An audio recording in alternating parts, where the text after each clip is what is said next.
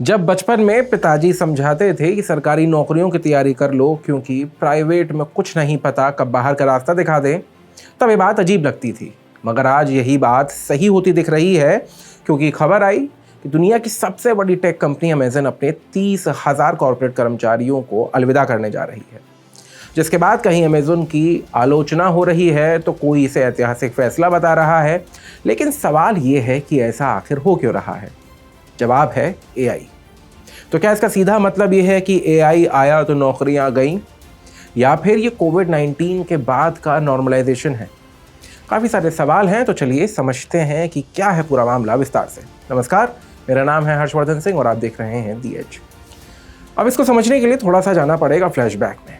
तो कोविड के 2 साल में अमेजन ने कर्मचारियों की भर्ती इतनी बड़ी संख्या में की कि अब उन्हें ओवर हायर माना जा रहा है। 2020-21 में डिलीवरी डिमांड आसमान छू रही थी, मगर अब नॉर्मलाइजेशन के साथ मांग गिर गई। 2022 में कंपनी ने पहले भी 27,000 जॉब्स खत्म की थी, लेकिन अब 30,000 से ज़्यादा की छटनी सबसे बड़ी मानी जा रही है। कोविड के बाद कंपनी की ये रणनीति नई नहीं है, बल्कि अमेरिका और ग्लोबल टेक कंपनियां भी इसी राह पर हैं। अमेजन के कॉरपोरेट सेक्टर में बड़ा बदलाव जो हुआ है, अब उसकी बात करते हैं।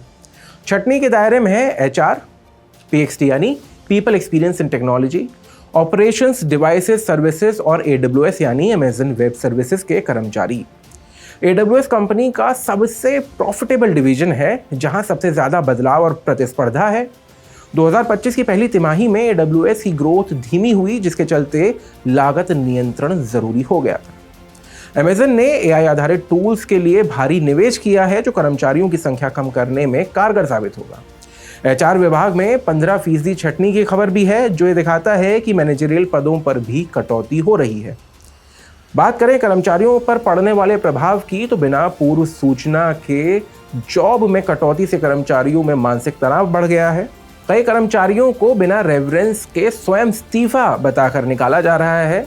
ये स्थिति न केवल भारतीय बल्कि वैश्विक बाजार में भी गंभीर सामाजिक मुद्दा बन रही है। असल में अमेजन का त्योहारों का एक पूरा प्लान है, थोड़ा सा वो समझाते हैं आपको। तो त्योहारी सीजन के लिए अमेजन ने 2.5 लाख अस्थायी नौकरियों की भर्ती की योजना बनाई है। ये वेयरहाउसिंग, डिलीवरी आदि में लगेंगे, लेकिन ये स्थायी नौकरियों की जगह नहीं लेंगे। ये कदम छटनी के चलते बढ़े हुए ऑर्डर वॉल्यूम को संभालने के लिए है, लेकिन अस्थायी नौकरियों पर निर्भरता बढ़ाना वहीं का वहीं है। वैश्विक तकनीकी क्षेत्र में जो ये छटनी का ट्रेंड है, ये कोई नया नहीं है और अमेजन भी इसमें कोई अकेला नहीं है। 2025 में माइक्रोसॉफ्ट, गूगल, मेटा, ट्विटर, वर्तमान में जो एक्स है, और समेत कई कंपनियों ने हजारों जॉब्स कम की। ये बदलाव टेक्नोलॉजी के विकास, आर्थिक स्थिति और एआई के बढ़ते प्रभाव से प्रेरित है। उदाहरण के तौर पर माइक्रोसॉफ्ट ने 2024 में 10,000 से ज़्यादा जॉब्स घटाए थे, जो उनके रीऑर्गेनाइजेशन का हिस्सा था। आईबीएम और अल्फाबेट ने भी इस ही माहौल में ऑटोमेशन पर भारी निवेश किया था। बात करें आर्थिक और रणनीतिक दृष्टिकोण की, तो छटनी खर्च नियंत्रण के साथ साथ कंपनी की दीर्घकालीन स्थिरता के लिए ज़रूरी है। माइक्रोसॉफ्ट और गूगल की तुलना में एडब्ल्यूएस की ग्रोथ कम होने से अमेजन की सतर्कता बढ़ी है। एआई और क्लाउड कंपनियों में निवेश के चलते नई टेक्नोलॉजी अपनाने के लिए कर्मचारियों की संख्या सीमित करनी पड़ रही है। ये उद्योग में तेजी से हो रहे तकनीकी बदलाव की ज़रूरत है।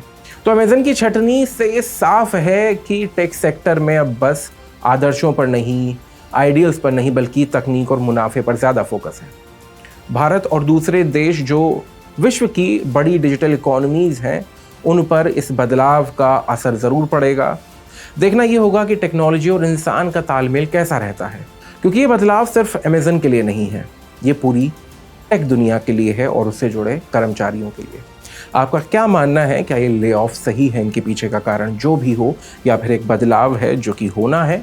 आप अपनी राय हमें कमेंट बॉक्स में बता सकते हैं। बाकी वीडियो कैसा लगा है आप हमें ये भी बता सकते हैं। अगर अच्छा लगा हो तो इसे लाइक करें, अपनों के साथ शेयर करें, और ऐसे ही वीडियोज़ को लगातार देखते रहने के लिए दी एज को फॉलो और सब्सक्राइब करना ना भूलें।